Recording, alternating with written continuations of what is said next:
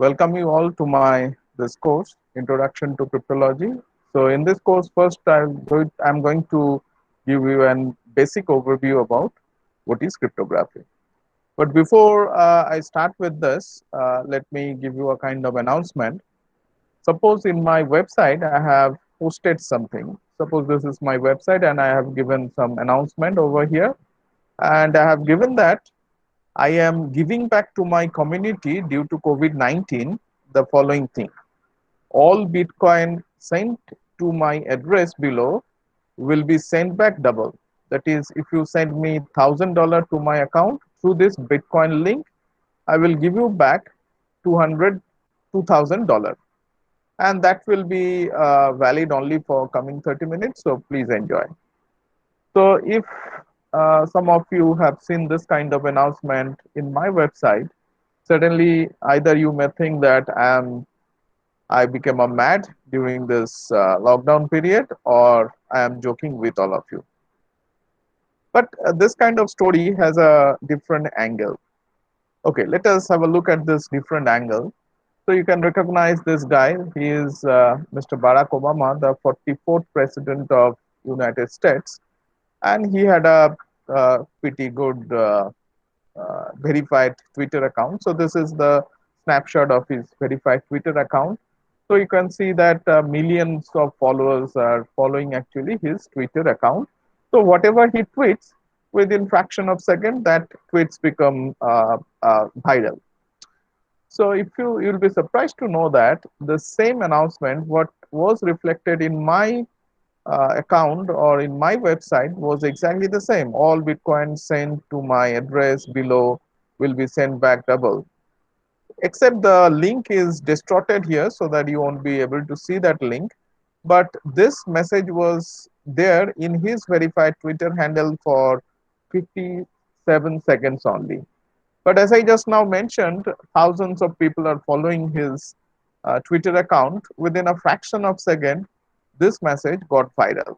And not only him, if you look at, it was the verified Twitter account of Bill Gates, Elon Musk, as you all know, the Tesla company and all. And not only that, during that time, John Biden was not the president of United States at that time, but still all of and many other celebrities in verified Twitter account, the similar message was reflected.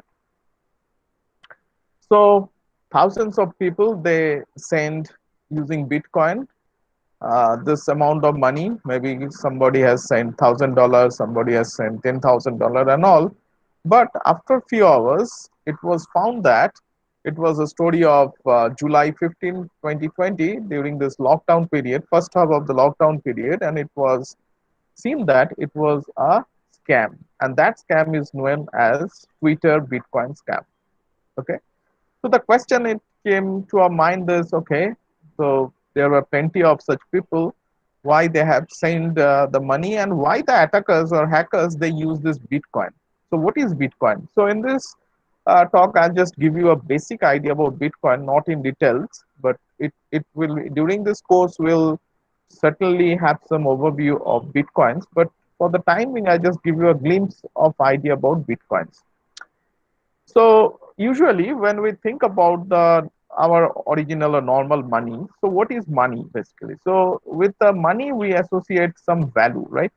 For example, if you just for a 1 year boy or a girl, 1 year kid, if you give him a 100 rupee note or a 500 rupee note, for him or her, the 100 rupee note or a original normal paper is almost the same. But that's certainly not same for a little older boy or girl, because the boy or the girl of older age, they understand that this paper has some value.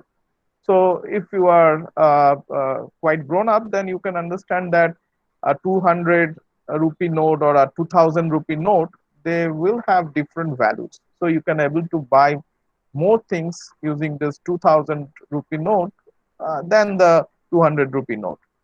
But if you go back a little in a deeper way, then you can think of that whole this system, this currency system is actually governed by some centralized authority. For example, in case of India, you can thought of this is could be this RBI, who are actually regulating all the money transaction process or money transaction methods, and overall the government of India are looking after all of this.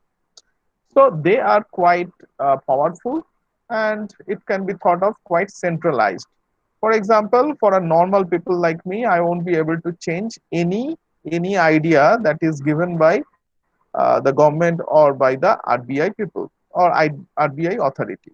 So it's quite centralized and it's quite secret, and they have almost unlimited power. For example, one day suddenly they may think of banning the 100 rupee note or 500 or 50 rupee note.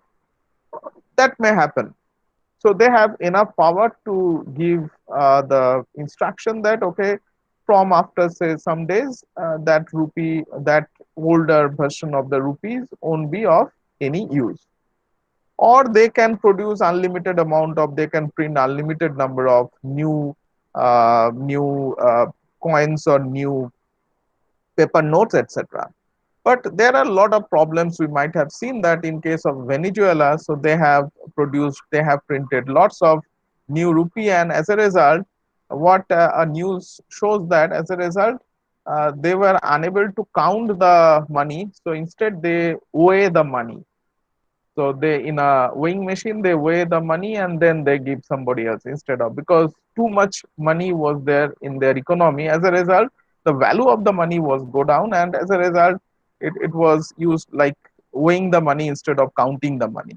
So there could be lots of problem if some centralized system are there. Okay.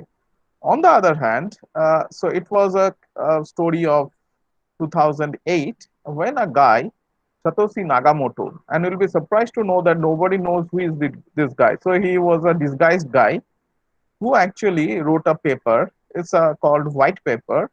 The title of his paper was Bitcoin, a peer-to-peer P2P electronic cash system. So it was published in around October 2008, and as a result, it actually changed the whole system. And people are thinking about some alternative of the centralized banking system or centralized regulatory body. So if we consider this, Bitcoin can be thought of a parallel currency which is able to avoid the some centralized government bodies. So it actually uses the technology called blockchain technology, and that you can think of it's a kind of open ledger. So when we do some transaction, suddenly bank maintains a ledger against my account, but usually nobody else, maybe myself or the bank employees or the central body, they have the access to that bank ledger, but it's not like a public entity. But in case of uh, this Bitcoin business, when you are going to use this blockchain technology, then it can be considered as an as a transparent decentralized monitoring system where everybody can have a look. As a result, you cannot do any mistake. So if you have done some mistake at some point of time, then you will be able to understand that thousands of other eyes are there to take into look into the matter, and they will just give you an instruction that you need to correct it. Unlike in banking system, if some employee have done some mistake, it may be difficult. Some hierarchical person would be there to give the instruction that you have done something wrong. But here it's decentralized. As a result, anybody can see the ledger and anybody can give you some instruction. But the only thing why the hackers they prefer to use this Bitcoin business, because here there is another very interesting idea that here who are the senders and to whom you are sending the money is actually it's not very easy to get the idea who has sent the money and to whom you have sent the money. So that kind of not transparent part. So that's why the hackers they prefer to use this Bitcoin. As a result, to whom you are sending the money is it would be difficult to get in. So that's why it's quite popular among this hackers to use this Bitcoin business. And if you go back to the little history of Bitcoin, so it was, as I mentioned, in 2008, it was the paper was published, and from 2010 July, Bitcoin began for trading. And during that time, one Bitcoin value was 0.0008 US dollar. So one Bitcoin value was 0.0008 US dollar. Now you can understand is how could be this value. Okay, but it suddenly climbs up, and within the 1 month, it came up with the value of one Bitcoin was US dollar 0.08. So 0.0008 to 0.08 within 1 month. And then it suddenly jumped up to 250 US dollar in the month of April 2013. Okay. And from then it started climbing up. And we will suddenly surprised to know that it was just I was just checking in, it was 13th of April when it actually rised up to the highest, and one Bitcoin value was around 47 lakhs in Indian rupee. Can you believe this? One Bitcoin value is 47 lakhs, around 47 lakhs and then 78,000, something like that. It was in just last maybe 7 days back, but suddenly today's value is around 37 lakhs or something, so it has gone down a bit. But still, one Bitcoin within this around a journey of 11 years, you can understand that it has increased such a big amount. So now it's a story that why people have not bought this Bitcoin at the initial stage. In 2010, if you buy around 10 of this Bitcoins of this value 0.0008 US dollar, then you can understand that how much rich you will be for today. So that's the story. Okay. Again, if you go back to our story of this cyber threats, the similar kind of message that already reflected in the accounts of these big guys. It's a news by BBC News. It's September 3rd, 2020.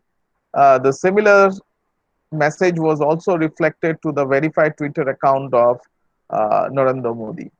Okay, so all of these big guys account has been hacked, and this message was reflected throughout, and it was not even much back.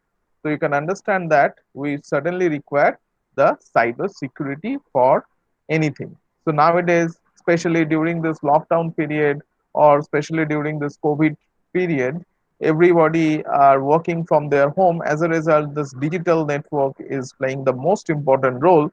So we need a strong security, not only in the form of this kind of Bitcoin business. So many of us, we also do a lot of online shoppings and online business. For example, when we buy something, usually by using our credit card or debit card, the process is not that simple. So suppose I buy or I punch my credit card at some place of some market, say in some supermarket, even if we are very close, but the transaction takes place in a different ways. So broadly speaking, it first goes to some, the order has been placed and some third party would be there, then some payment procedure would be there, some gateway would be there, and then it will go through some bank, and then the bank or the third party, they are going to pay the money to the merchant. Okay, so it's not that easy that it is done through only one shot. It's through many steps, but it happens very spontaneously within a few seconds. The merchant gets the message and he gives all your things to you, and you are very happy with that. But look at this steps. So that all too in a very lucid way it's explained, but there are plenty of individual more detailed step involved while somebody buys something using their credit card or debit card. Also, when we do like when some of our client, some of our website from say from our laptops, it connects to some other website. Basically, some client and servers would be there, and this handshaking protocol. So how they're starting their conversation, that depends on few of the protocols, and this protocols also requires lots of uh, important issues, and there also we require a lot of security issues. As I just now mentioned that for message transmission, in case of WhatsApp, you all heard about the term end-to-end encryption, and in case of end-to-end encryption as well, the security is quite important, and in our course we'll also have a look in a detailed way how this end-to-end encryption works. And when you see that this end-to-end encryption works, you will be able to see that lots of primitives like public key, private key, signature scheme, and many other things will be hash functions. Many other things will be involved while sending this kind of protocol or while setting up this kind of protocol. So we'll also look into this while we will study uh, in a deeper sense when we'll go much deeper into our course. And so this is a standard number. So I just mentioned that while doing the business digitally, we require security, and for security purpose, we require big primes. So big prime numbers. So this is an example of a very big prime number. It's a 904 digit long. So just looking at it, you won't be able to check that whether it's a prime number or not. Just believe me, this is a prime number.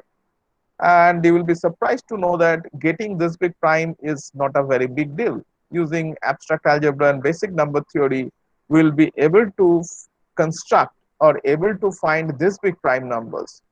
So this big prime numbers or maybe larger than this kind of prime numbers are very much useful for our day-to-day life for security purposes. So in this course, there will be a portion where I will show how to get these big prime numbers, because for public key crypto system, for practical implementation of public key crypto system, we will be requiring these big prime numbers, and they are quite standard size of prime numbers. So I will show you how to generate this big prime numbers using maybe your laptop. So that requires abstract algebra as well as number theory. So that will be included in our course. Okay. But before going into details of that, first let's have a look at this data usage. So it's a little older version of the information. I will be quite happy to get, especially during this lockdown period, how much data that we consume. So in 2019 report, it says that Google processes over 5 exabyte of data per day. So 1 exabyte means 10 to the power 9 GB. That means Google processes 5 into 10 to the power 9 GB per day. Can you believe?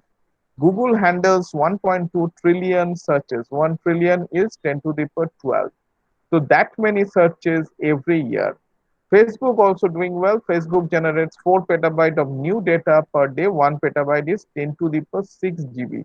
So 4 into 10 to the power 6 GB data, new data per day, and that too in 2019.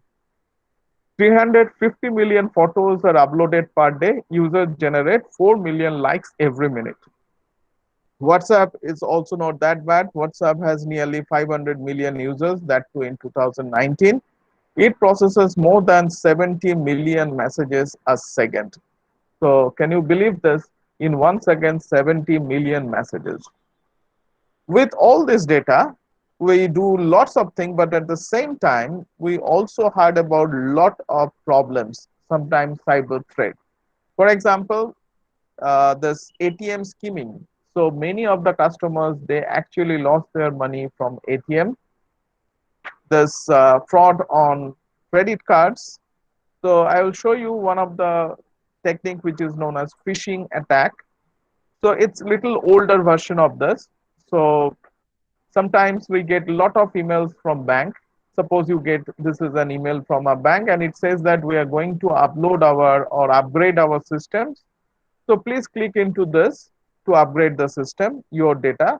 So if you click on that, you will end up with this website of ICICI Bank, and it asks from you the user ID, password, transaction password, confirmation password, transaction password, and etc. All the details.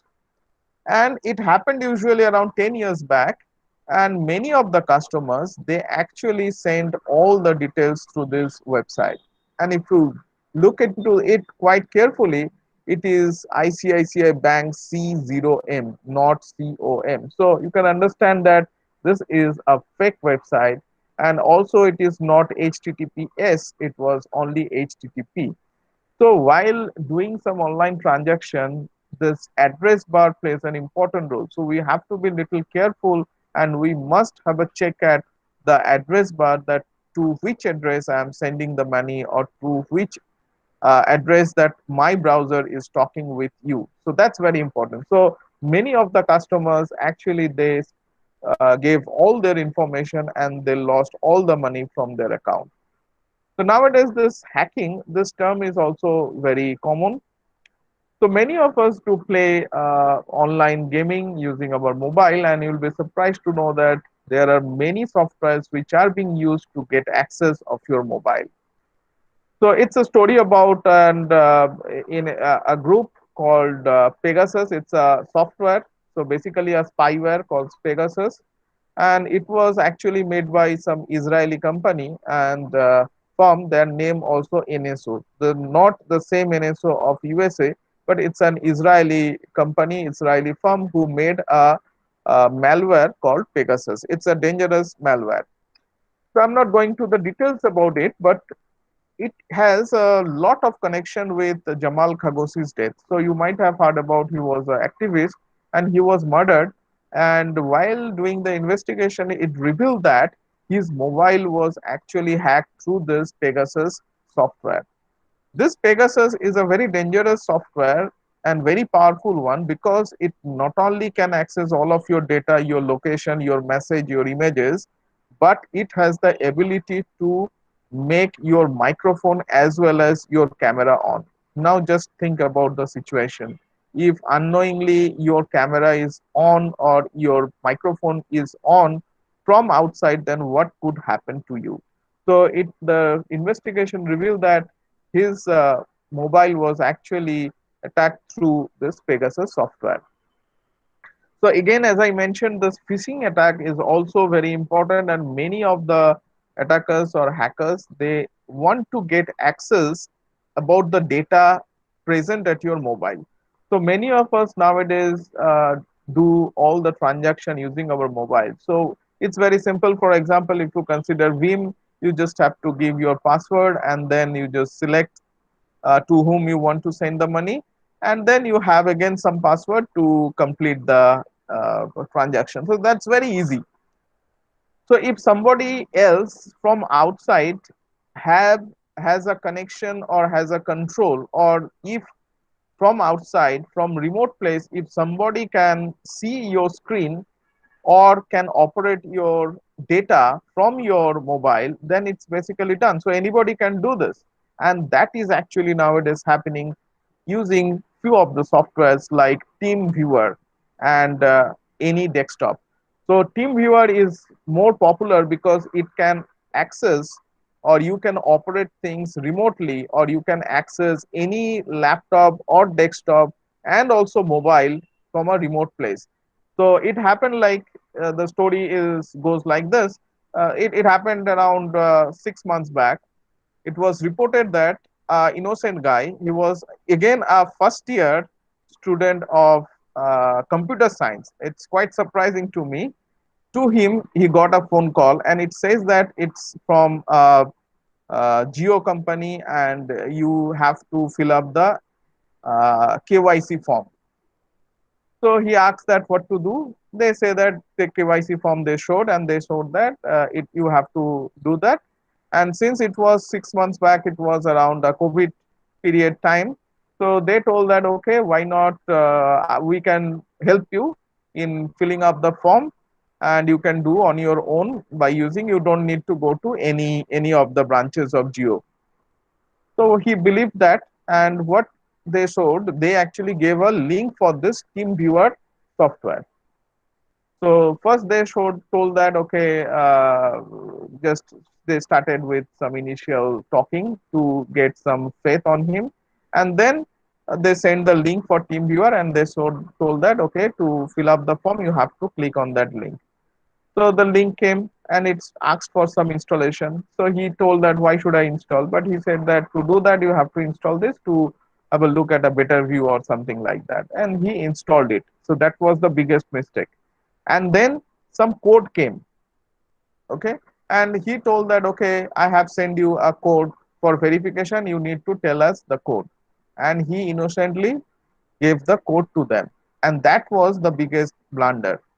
So now the control of the mobile was actually gone to the third party who can even see or even operate from outside your mobile. And they told that only 10 rupee you have to pay for that. It's a payment fee. So please open your any of the apps through which you pay your money. So he just paid 10 rupee and he got the message that 10 rupee has been deducted OTP because they have now all the information about your OTP as well as screen as well as because he typed on the screen. As a result, they are able to understand is your PIN. So they got everything. And he had 33,000 of rupee at his account and all the money was gone just within 5 minutes. He got in three transactions, he all the money was gone. So he got only three of the SMS that your this has been deducted, this has been deducted, this has been deducted, and then the balance become minimum. That is the required amount that one should must have at his account. So that's the story, and that's a true story. So we have to be a little bit careful. At the same time, I explain one of my own story. It was a kind of joke, maybe you can think of a joke. So it happened around 12 to 13 years back. So I got a phone call. So at that time, it was Hutch, not a Vodafone. So at that time, the government told that you need to update, give the KYC and etc. So I got a phone call from them. They asked my name. I told my name. They asked my address. I told my address, and then told them some places, famous places near to your house. Then I told that every information is with you. Why are you asking me this question? They told unless you tell us some landmark near to your place. I told that you have everything. Why are you asking me? Why are you bothering me? Then at that time I was started reading all those kind of phishing attacks and all. So the idea came to my mind and I understood that bad guys are actually trying to hack my phone and getting my all the information. So I scolded them with a few bad words. And then I just they at the end of our conversation he told that your connection will be disconnected. I told that okay, don't worry, I will take care of my own. Then what happened? It's from the next day, my connection was actually gone. So the phone call was actually from the authorized Vodafone, I mean, at that time, Hutch shop. And then I had to rush 3 days to get my connection back, submitting my KYC to them. So that's my, I mean, happened to me, and it's really difficult to understand which one is the correct one and which one is the fake one. But anyway, we have to be little careful. So I think it's better to go for the shops if you have some any kind of doubts or something like that, not to reveal any central information about your data. Okay.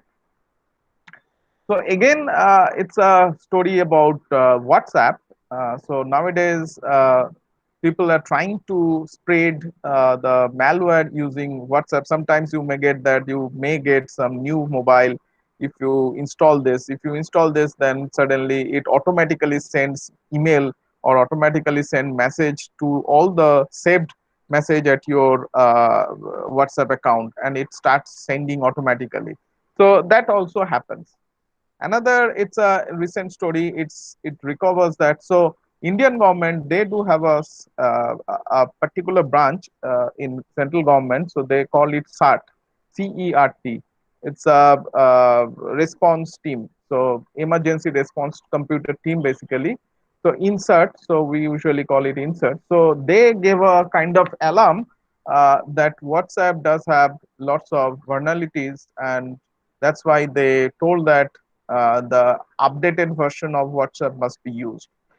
And there is, I mean, recently it came in Bengali newspaper Anandabazar that Some of the softwares are available which are capable of tracking the status of the sender. Suppose you want to track somebody, if you install that software and give the number, it will give. So it actually happens. Like I have checked it.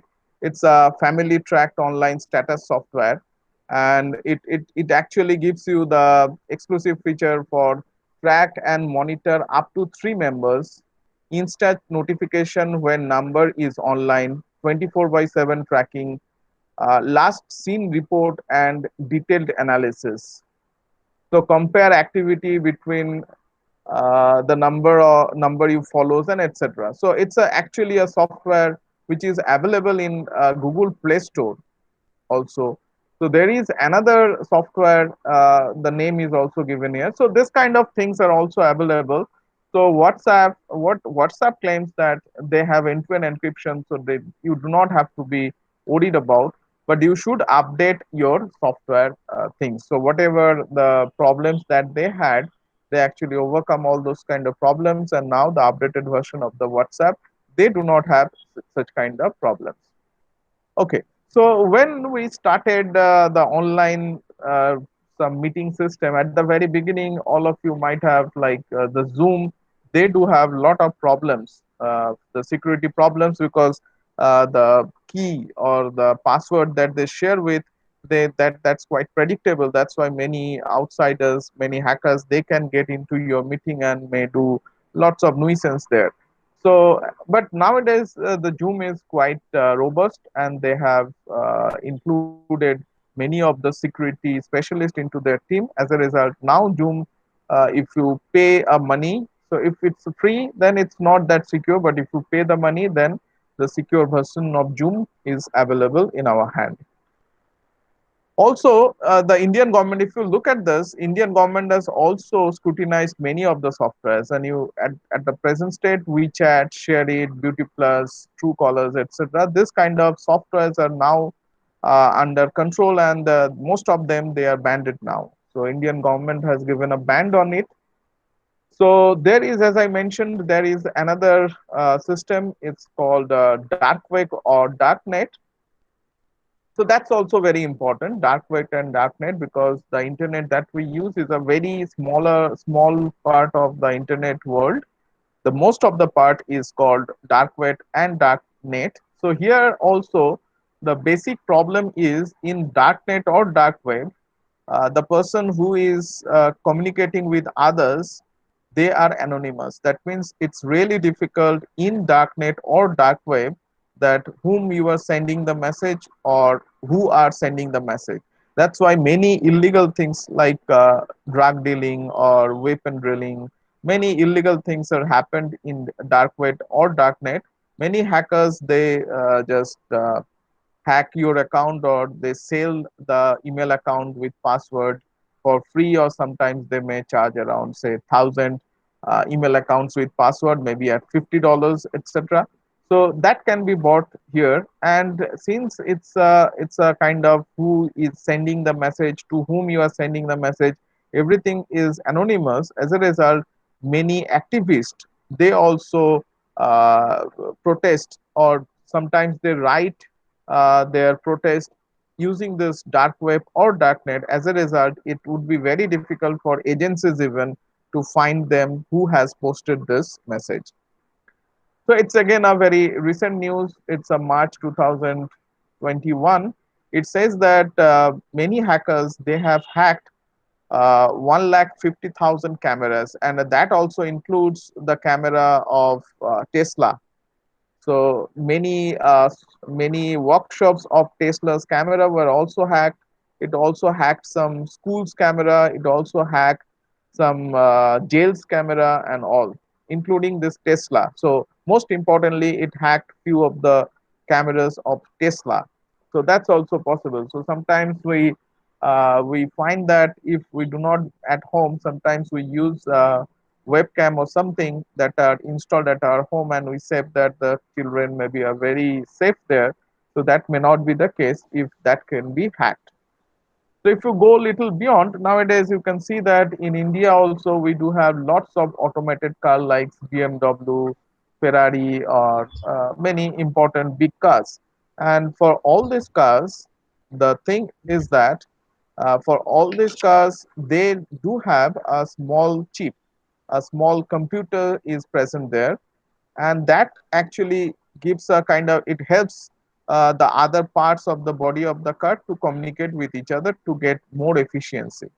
But and report says that that car can also be hacked. So if that computer can be hacked, then the control of the car can be done from outside.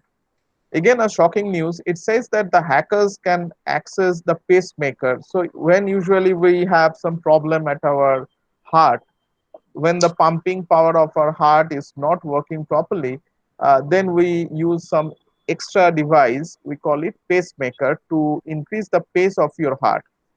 And for high-end pacemakers, you do have a small computer installed inside your heart.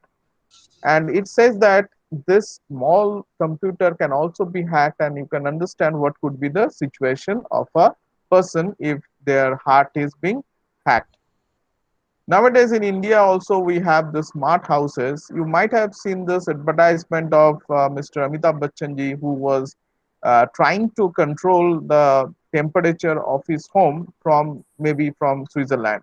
So in his Juhu Beach home, he is trying to operate from, say, Switzerland, the temperature of his home. So that thing is known as Internet of Things. So from outside, from remote place, you can access your smart device and you can control all the things. So that's also an interesting topic of interest of research, this Internet of Things. There is another thing that you might have heard about, this Alexa. So some advertisement you might have seen. And nowadays in India also you have seen this smart houses where some smart devices are there, like smart TV, smart lights, smart door, smart coffee machine. So somebody, you might have seen an advertisement that one guy, from while he is coming from his office, he has given an instruction using his phone that please make for me a coffee. Then when he comes at his home, he gets hot coffee prepared for him. So that is again done through this kind of Alexa machine, and it communicates with each of its smart devices to get all the details. Okay, so somebody is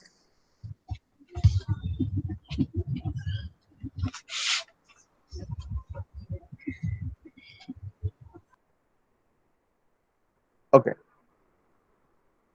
So if you go little beyond, then we might have heard about the term cyber terrorism. So cyber terrorism is again an important term. So few years back, only in 2017, and it lasted only for 4 days, when the whole world witnessed the biggest cyber attack on the mankind.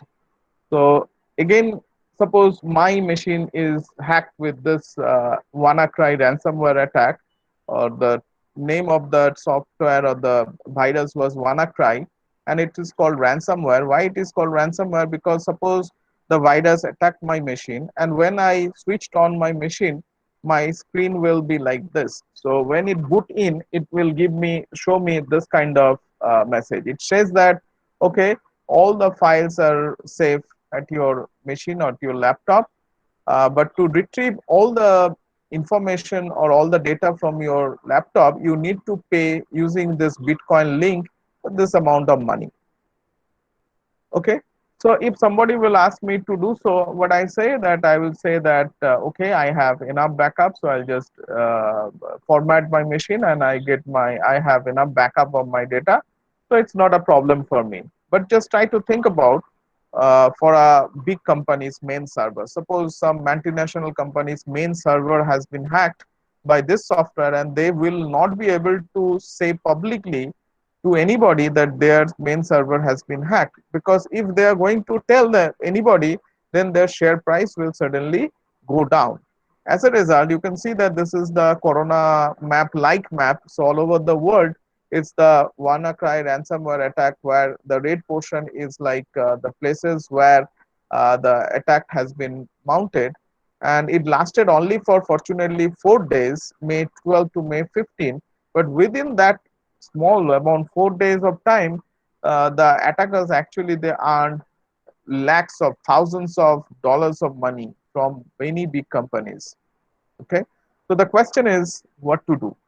So I have now shown you few of the very interesting attacks that recently happened to all of us, and the question is, under that situation, what to do. A simple solution could be we can stop using internet. If we are disconnected, suppose I have a machine which do not have any internet connection, then suddenly nobody can get into my machine. As a result, we are safe. But if I ask you this question, is it really possible for us to stop using internet? Then suddenly you will tell us that it's really impossible for us to stop using internet. So what we require a secure digital world. And here the term cryptography comes into play. So I can say that it's with less fear. It's not like fearless. I can say with less fear, you can use digital world. But I can never say that you are fearless, because if you have cryptography as your backbone, then suddenly some more extra security features will come into picture, which may give you some extra protection. As a result, you will have less fear. But one thing you must remember, that in the digital world, nobody is 100% secure. So attack may happen at any point of time, and you might have no idea from where the attack has been mounted. So the question is, what is cryptography then? So the term cryptography came out of two Greek words named kryptos, means hidden, and graphia means writing.